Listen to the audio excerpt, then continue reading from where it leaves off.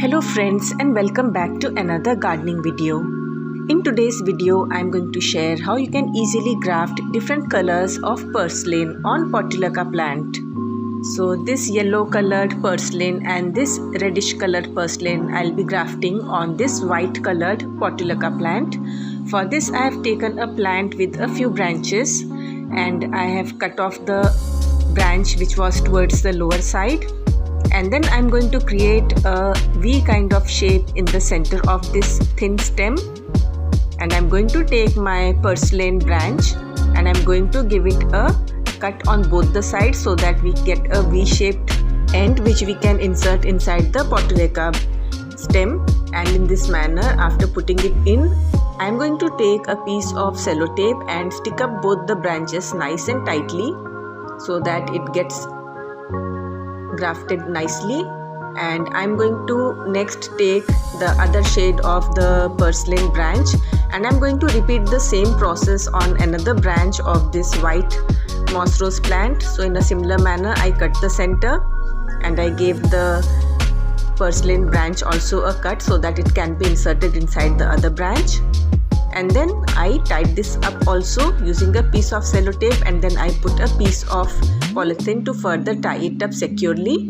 And I'm going to repeat this on both the branches that I have grafted. And after this, I'm going to water the plant and leave it in a semi-shaded area for a day or two.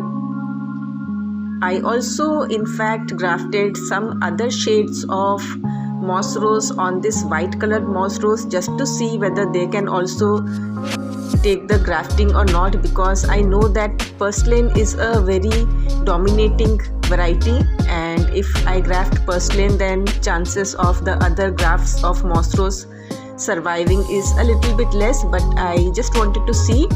So basically I also grafted some other moss rose branches on this one, and then after a few days, as you can see, the drooping purslane branches have started looking good. That means the graft is going to be a success.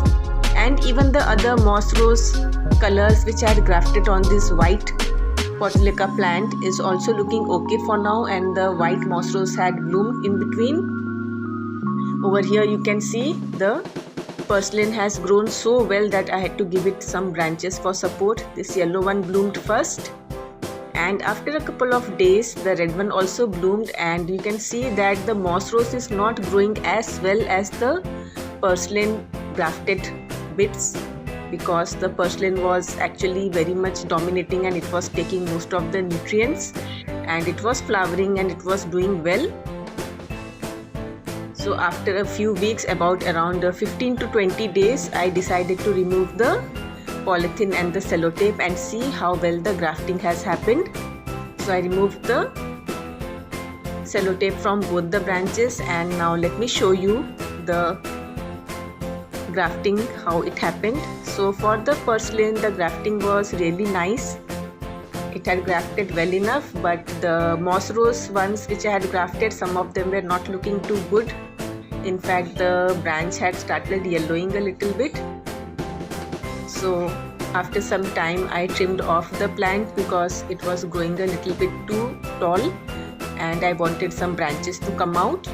And after I ripped off the branches, you can see fresh new branches have started coming out, and in each and every stem you can see 2 to 3 new branches coming out. This moss rose graft will not survive as it has turned yellow, but the rest of them were doing good, and I kept them out in the sun and let them grow a little bit, and you can see how well it is growing. So over here I have a moss rose plant which has 2 different colors of purslane also. So in this manner you can easily graft purslane on moss rose. I hope you enjoyed this video and found this video helpful, and thanks for watching.